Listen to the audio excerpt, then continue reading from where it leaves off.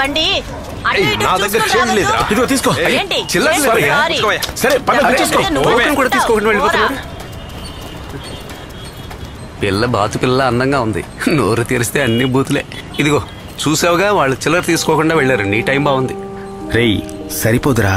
రే దీన్ని మేనేజ్ చేయడమే నా కష్టం. వానర్కు తెలిసిందంటే అంతే. నా ఉద్యోగం ఓడగొడతావా ఏంటి? వెళ్ళరా బాబు. సరే ఉంటాను రా.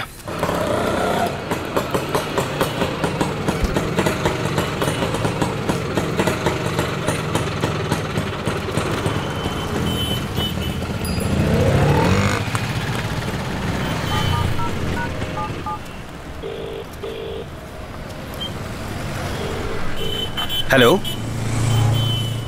కృష్ణ, వచ్చేసావా? వచ్చానన్నా, కాంప్లెక్స్ లోనే ఉన్నాను. నేను కాస్త హాస్పిటల్కి వచ్చాను కృష్ణ. రావడానికి లేట్ అవుతుంది. హాస్పిటలా? ఏమైంది? పని చేసే చోట ఓ చిన్న యాక్సిడెంట్ అయింది. యాక్సిడెంటా? ఏముంటున్నావన్నా? కంగారు పడక కృష్ణ, భయపడాల్సిందేం లేదు. సరే నువ్వు ఒక పని చెయ్యి. సెకండ్ ఫ్లోర్ లో ట్రేడ్ మార్క్ ఫైనాన్స్ అనే కంపెనీ ఒకటి ఉంది. అక్కడ సుందరం గారని ఒక ఆయన ఉంటారు. సరేనా, నేను మెడికల్ షాప్ కి వెళ్ళి మందులు తీసుకుని వెయిట్ చేస్తున్నాను. మీరు వచ్చేయండి. సరేనా? అక్కడికి వెళ్ళి నేను పంపించానని చెప్పు. అన్నా నేను నీ దగ్గరికి రానా? హే మరేం పర్వాలేదు, నేను బయలుదేరుతున్నా. సరేనా? కృష్ణ, యాక్సిడెంట్ అయిన విషయం స్వాతికి చెప్పకే. నాకేమైపోయిందో అని భయపడిపోయి లీవ్ పెట్టి వస్తుంది. సరేనా? కృష్ణ, మనకి ఇప్పుడు తప్పకుండా కావాల్సింది ఒక జాబ్. ఆ విషయం గుర్తుపెట్టుకో, అర్థమైందా? సరేనా? ఓకేనా? నువ్వు చెప్పినట్టే చేస్తాను.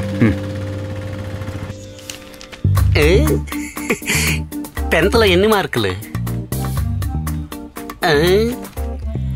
136. సిగ్గా? దేనికి సిగ్గు? మన ప్రొఫెషనల్ కి ఇదే కరెక్ట్ మార్కులు పక్క. ఆ విఘ్నేష్ ఇతనే మన రాఘవన్ పంపించిన మనిషి. రాఘవన్ నాకు ఈ మధ్య కాదు, రాజమండ్రి నుంచి ఇక్కడికి వచ్చి కంపెనీ పెట్టినప్పటి నుంచి నాకు తెలుసు. విఘ్నేష్ ఎవరో తెలుసా? ఈ కంపెనీకి అంతా ఆయనే. ఈ కంపెనీకి మేనేజర్. తర్వాత ఆ రావులపాలెం పార్టీ ఏమైంది? కింద వాళ్ళందరూ నా కోసమే వెయిట్ చేస్తున్నారు. వాళ్ళు నా కోసమే వెయిటింగ్. ఆడి దగ్గరికి వెళ్దాం అనుకుంటేనే ఉమా పిల్ల మీరు పిలిచారని పిలిచింది అది. సరే నువ్వు అక్కడికి వెళ్ళు. డబ్బు విషయంలో పిల్లలకు కావాల్సింది చూడు. ఓకేలే. అరే కిందకి రా రోయ్. ఏంటి చూస్తున్నావు? డ్రెస్ కి ఫేస్ కి సంబంధం లేదనుకుంటున్నావు కదా. అడవుల్లో ఆకులు అలములు కోసుకునేవాడిని తీసుకొచ్చి ప్యాంటు షర్టు వేసినంత మాత్రాన మాట మారుతుందా? అవునరా, నా ప్రొఫెషనల్కి ఇలాంటి వెధవలే కరెక్ట్. సరే అది వదిలే.